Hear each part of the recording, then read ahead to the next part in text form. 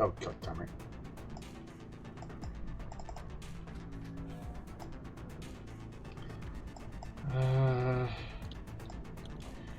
Okay, you're still vulnerable. Fuck off. I am tempted to try these spam tacos sometime.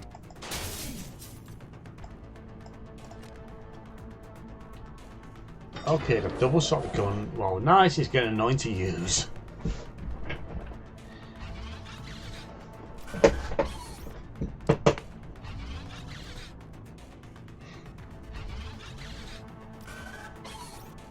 They've clearly given you more beam golems than the target number would indicate.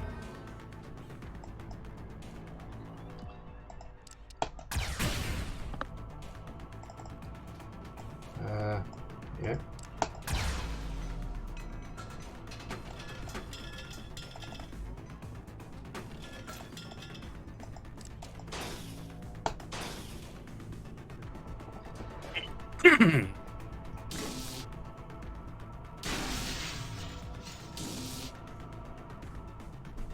What were they shooting at? You, one turn ago. What? They're permanent? They lock onto a spot and can't move it? They get one shot to set up, spend a turn charging up to attack, and then they fire the next turn. This makes these seriously useless when you got movements to maneuver. I don't say, as long as you actually get a turn to do anything, all you gotta do is take just like one step somewhere. Yeah. And these guys are completely useless. Also making sure they don't get within punching distance, because then they will wreck your day. Yeah.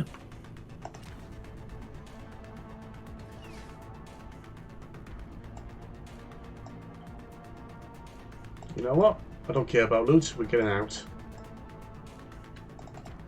But loot. That loot.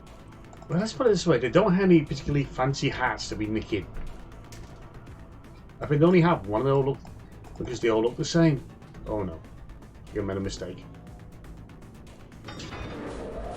Errors have been made. Yeah. And it did absolutely nothing. It could have punched you. Yeah.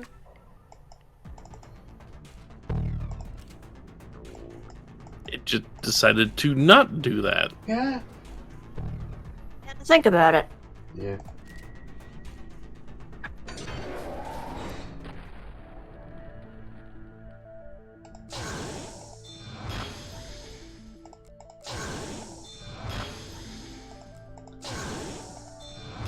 Some of this stuff might be nice. The problem is I need to sell most of it. Yeah, loot is nice, but I choose life.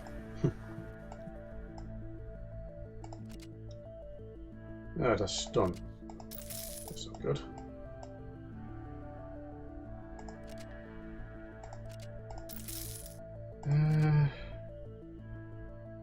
I mean, I could see the stun being useful on, say, a boss or something.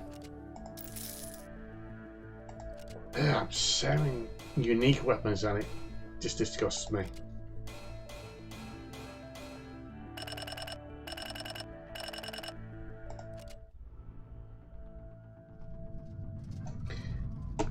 Oh, to my D&D ideas, I just reminded of basically my haunted train idea. I think it's the one I had last year. Just never got around to doing it because the requirements it would take to get this thing working is a lot more than I usually give.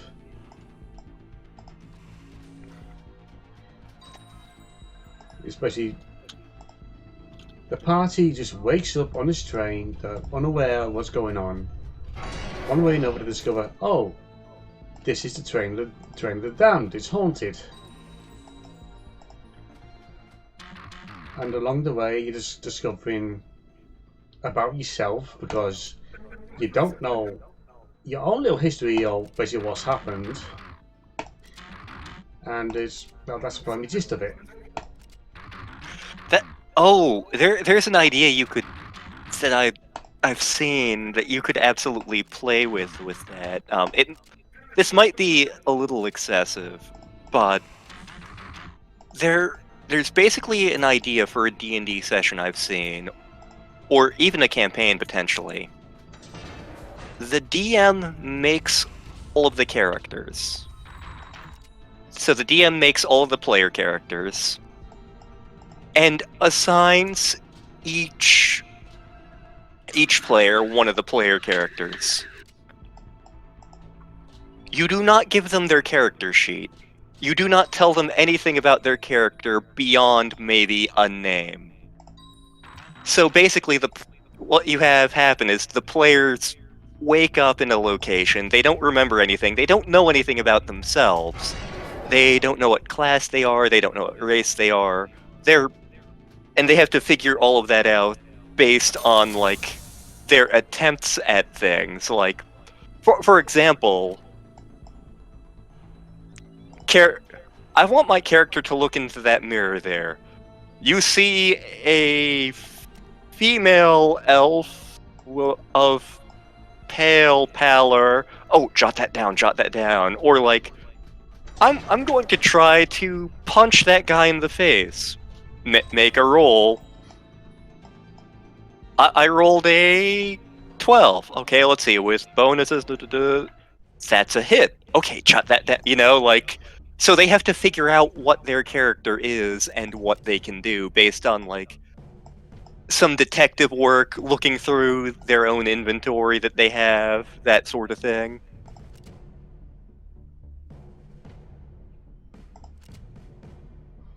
I've heard of it before.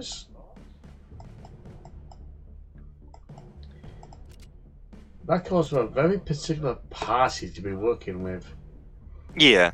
And I admit, the thing is possibly maybe half the smalls at the moment is not for them. Yeah, I don't think that would go well with half of us. And that is okay. Oh yeah, definitely. I mean, it's personal playstyle choice. Exactly. It's much like on my Haunted Train story about self-discovery and whatnot. It's yeah, I could go some dark places with some of this. So it's a case of, again, not for the majority of the smalls.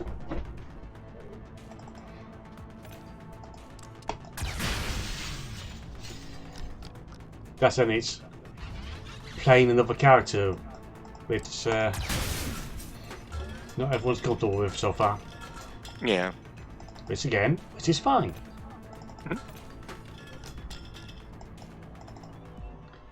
My aim as it's totally valid. Yeah.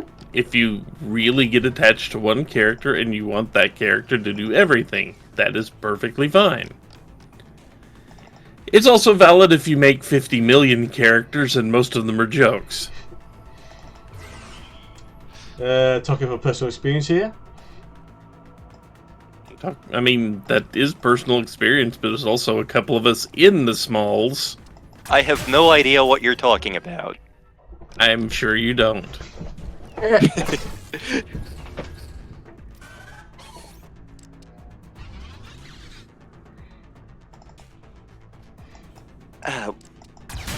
One of my for a while, one of the players in my in-person group, and it took a lot to get him to stop doing this. Basically, had made one character, and basically, what happened each game was, okay, he goes through the game with this character, who is absolutely the kind of character who will murder the hell out of anybody who's in his way. But like, okay, the character goes through this adventure. Oh, the adventure is done. Time to make new characters. well, my character fell through a dimensional portal and has amnesia, and so he's in this new adventure now. It's like, you could stretch out a little bit, buddy. And, like, he finally has, so... And then It's related to his other character, right?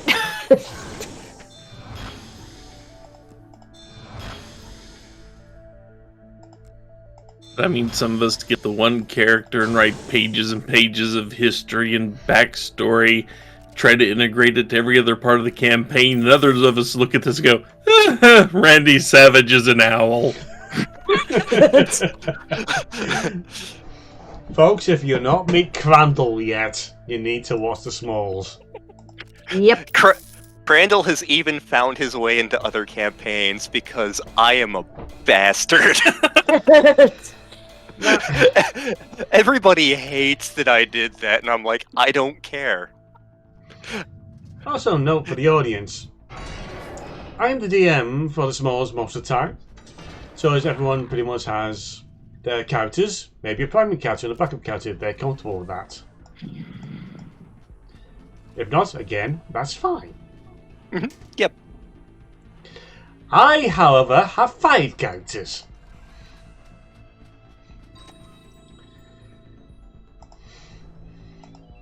I have the trio. I have played Dave twice.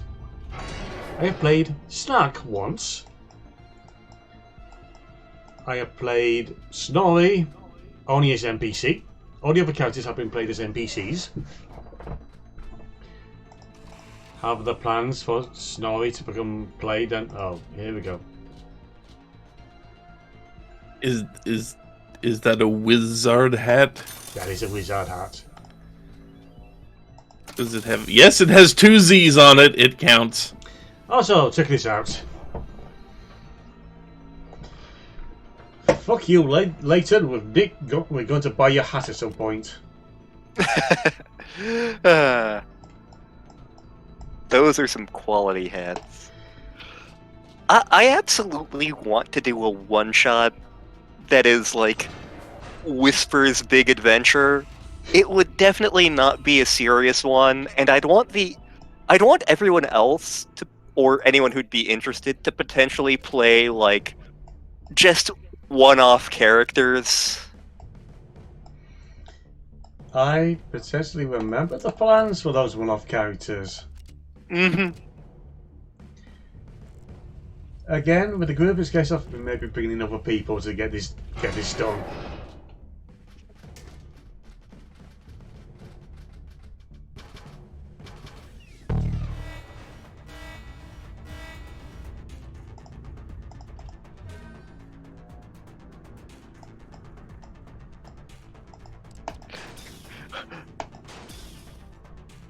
Well, welcome to Whisper's Adventure in Woodruff.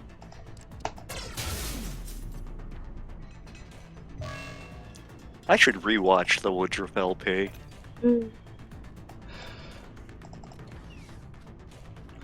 Ah yes, I still remember Sirot sending me that one starting.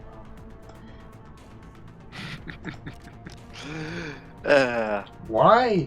Because Woodruff's a cheeky bugger. Yes, he is. I love how when that LP started,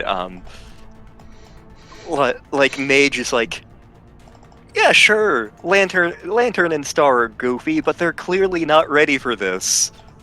And like, I'm just sitting there and I'm like, no, this is precisely what I expected it to be.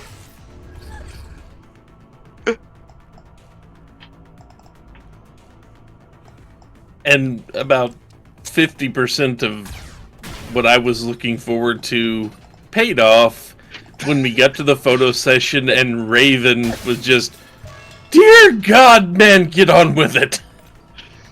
You know, the problem is, I knew exactly what was going on with the photo session. Because remember, Franco's run of it.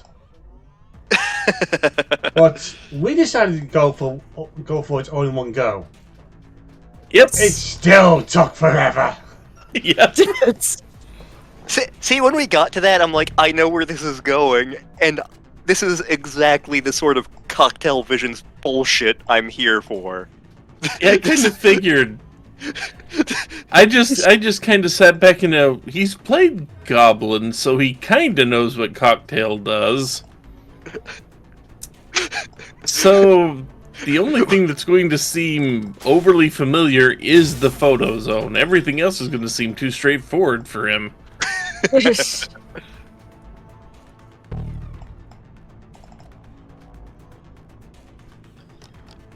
And for one of we call them Kakasia playing through the Goblin series. I think it's free that most challenges would drop for the most bullshit, but just what goes on. That's tough. That's actually a tough... Because, like, 2 goes in some very weird directions. But so does 3. They both go very strange places in different ways. Yes, it is. But at least you can't lock yourself out of winning in 2 and 3. Yeah, that's absolutely true. You're free to follow the credo of fuck around and find out. Granted, it took me like 10 years to beat 3 just because of just how batshit crazy it eventually gets, and even then, I needed a guide. You didn't need it as much when you were practicing here. True, but that was like the first third of the game, which I'd played through like 100 times. After that, like, once you get to the part where you're in the alchemist's lab, my memory of how to beat shit in that game suddenly drops off dramatically.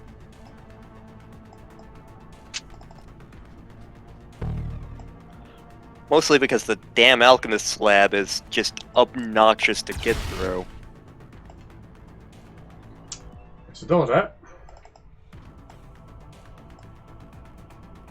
Like, I know we absolutely solved it when I was a kid.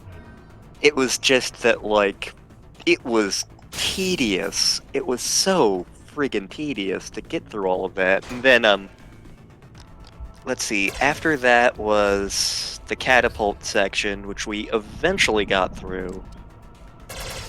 We were stuck at Queen What's-Her-Face's place for a while, just because we didn't realize that something was a timing section.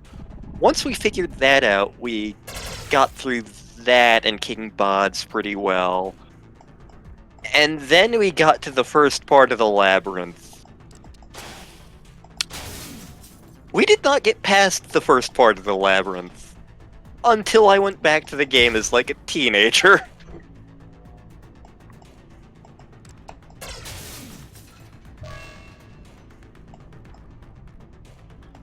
What I can say about that is, we'll get to the rest of the Goblin series at some point. Yep. Eventually.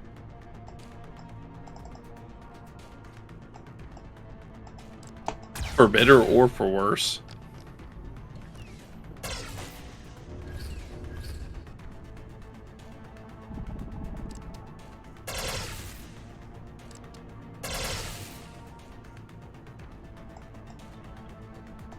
These enemies are, for the most part, terrible shots. They're part stormtroopers. You see, I'm one of those people who subscribe to the theory that in at least the first film, basically what is became A New Hope, is case of the stormtroopers are basically doing what they're ordered to do. Yeah, because the like they put a tracker on the Falcon, so they do have to escape to take advantage of that, but they have to make it look real. So yeah, the stormtroopers gonna miss a bit. It just comes down to the opening. The stormtroopers massacre those rebels.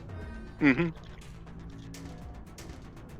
And see, the thing is, you even get the line from Obi-Wan Kenobi when they're examining the Sandcrawler. It's like, only Imperial stormtroopers can be this accurate.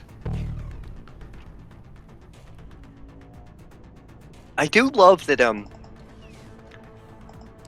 the Mandalorian, they made a couple of jokes about stormtroopers and like, but spoilers, Bill Burr is an amazing actor in the Mandalorian, surprisingly, but like there's an episode where they introduced Bill Burr as like he's an Imperial sharpshooter, and the Mandalorian's like, so you can't hit anything, huh? I'm not a fucking stormtrooper, idiot. But like later, there's a scene, and I can't remember the comedians playing this, but there are these two scout troopers who are just sitting on the outskirts of a town, and at one point they just try to shoot like a can or a rock or something. They don't say anything about this. They just let the show you this. They shoot, miss, miss, miss. Look at the gun, shoot again, miss. So it's like, it's clearly the creators of Mandalorian just having a little private joke with the fans, you know, like, yeah, we know you think this, and it's funny. Get your laughs out of the system here.